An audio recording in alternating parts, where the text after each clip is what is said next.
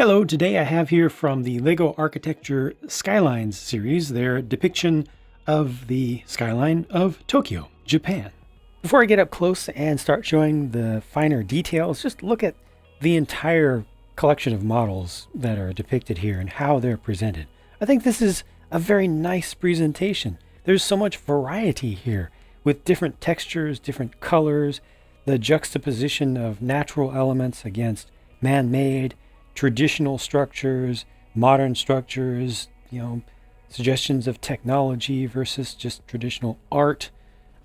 Just a lot of things are covered here. And so just, that initial view, that initial impression on the eye, I think is good. I'm going to look at this from left to right. And the first thing we see here is strangely unnamed. It's a traditional 5-tier pagoda-inspired temple structure, and they just didn't officially name it in the set. As far as I've personally been able to see, correct me if I'm wrong on this, but I believe there is one structure like this that's large, that's in the Tokyo greater region, and it's not this set of colors. So I don't know exactly what this is supposed to represent. Unfortunately, LEGO didn't even suggest to us what it could represent. Not in the manual, not in the official set description. Oh well. Tokyo Tower is depicted in a way very, very similar and built in a way very, very similar to the last Eiffel Tower that was done on a similar size and scale. I like the look of this. It has some interesting design decisions used. The actual build of it is, in real life, is, I guess, similar to the Eiffel Tower. It's very skeletal, and this has some solid sections, which is just an art choice. Even the archways, which on the LEGO Architecture most recent smaller Eiffel Tower on their Paris Skyline set, those arches were made from clear pieces that were printed. Well, here we just get solid pieces, so it just changes the visual weight of everything. This is a fully three-dimensional model. It's fully symmetrical, so it extends out the back quite a bit. I like all the red personally, and I like the shapes in there. It's very visually pleasing to me personally. So even if it's not necessarily the most accurate possible rendition that they could have done at this scale, I still like how it worked out. Some artistic license does need to be taken in these sets, and I think the designers have a right to take that license. Down here you get some of the cherry blossom trees, or just cherry trees that are blossoming, and forgive me if it takes me multiple tries to get the full long name of the park, the natural park that this represents, the preserve area. It's Chidori Gafuchi. Chidori Gafuchi, except with less accentation and less tonality than that. It's a place that has these trees, and it's beautiful. And I think the trees that are depicted here look very good. They also show just a little bit of the waterway and a small structure back there that's supposed to represent a piece of the Imperial Palace. And I wasn't able to identify that either. They did not identify it officially.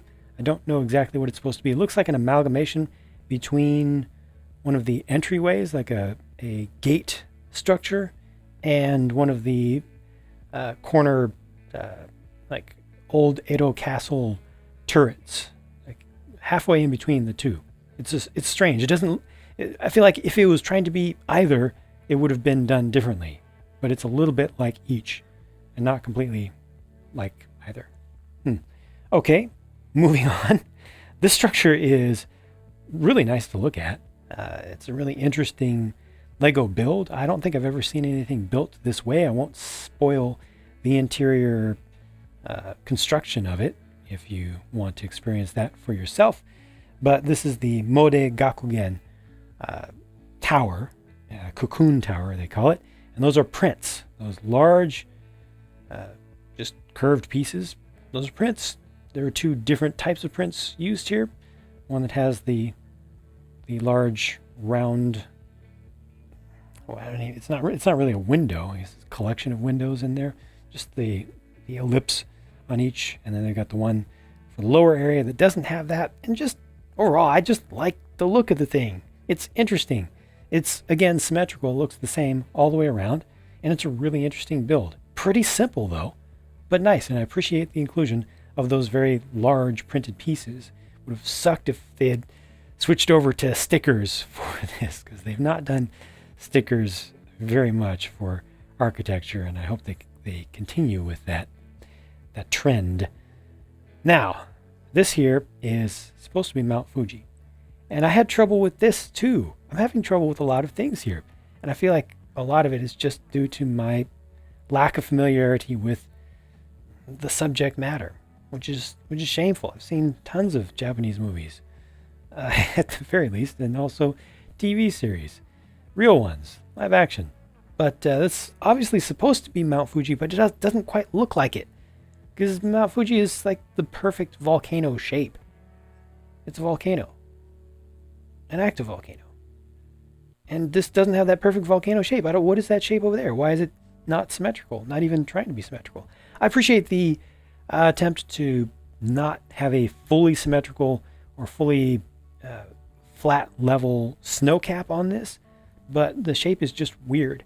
And as I looked around, trying to figure out what side this was viewed from or something, if they're getting creative with it, I realized that this is not actually trying to show, at least as far as I can tell, it's not actually trying to show Mount Fuji on the whole. I believe what they're doing here is showing some of the foothills and the surrounding hill structures and mountainous structures that are between the main Tokyo space and Mount Fuji itself. So you're seeing a silhouette. Just the snow part is actually Mount Fuji, and then these are foothills here, places that are closer to us.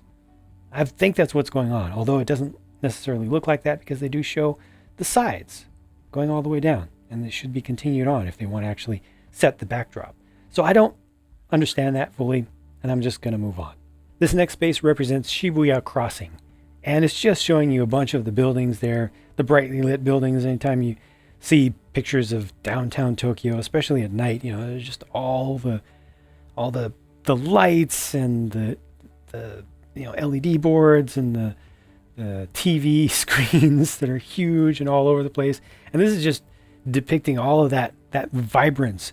And they even have interesting prints to represent crosswalks down below, those 1x1s. I think that's new for 2020. And this is just really nice. It just looks really cool. I like all the different printed tile pieces that they use together, as well as transparent colored pieces. It was really cool to use one of the Minecraft tiles, because why not? You don't have to stick to a specific theme with a piece. I like the look of this, and it was fun to put together. I actually missed one of the buildings at first, came back around to it when I realized I had a few pieces left over, and there are also a couple of additional. No, there's just one additional print around the corner over here, so it's nice. I feel like it's a good use of pieces and a good use of the space, just in general. And then over here, this is a building called Tokyo Big Sight. I love the build for this. It's very curious and works out really, really well. Half of it being upside down. Never would have expected that. It's another situation where I won't completely spoil the build techniques. I mean, you can see a lot of it from the outside, but it's interesting. It's very interesting. And it's different. So those are all things that I appreciate.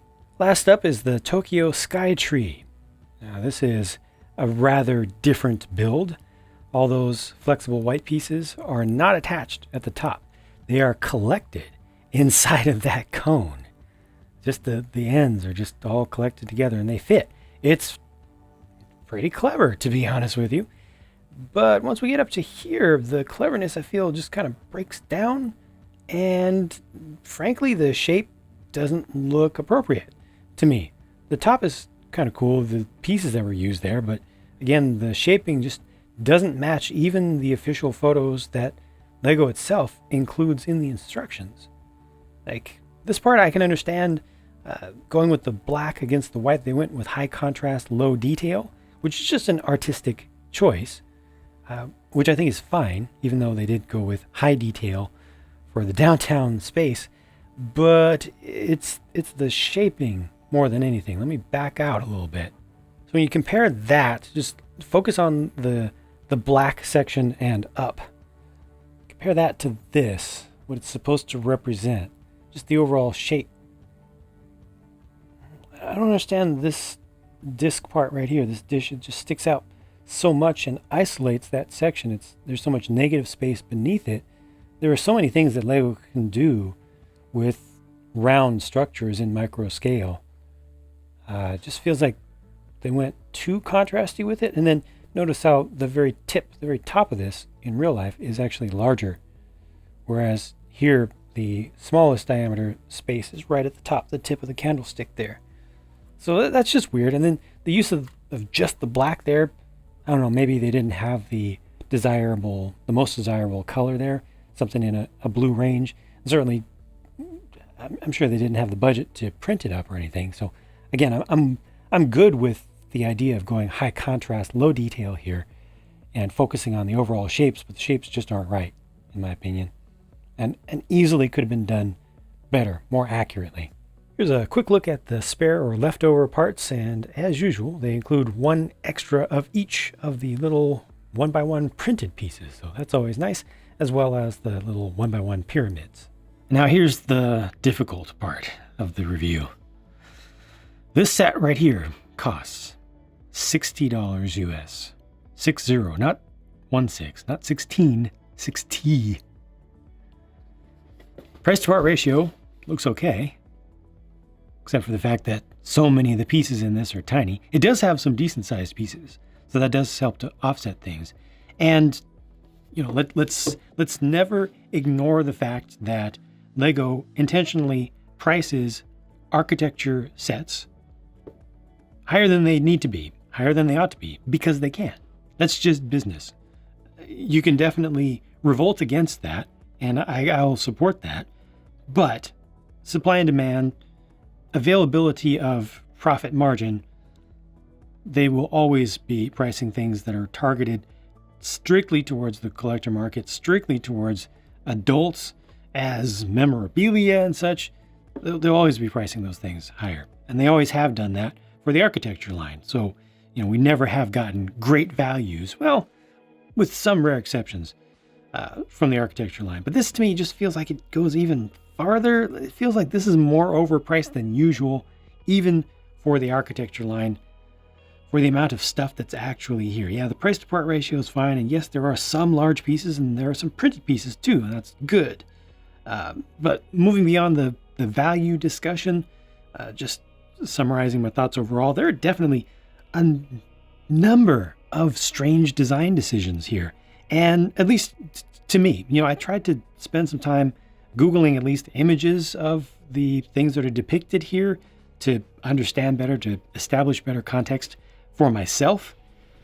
But I kind of came up empty on a lot of things, or they just didn't make sense. The way that things are designed didn't make sense to me.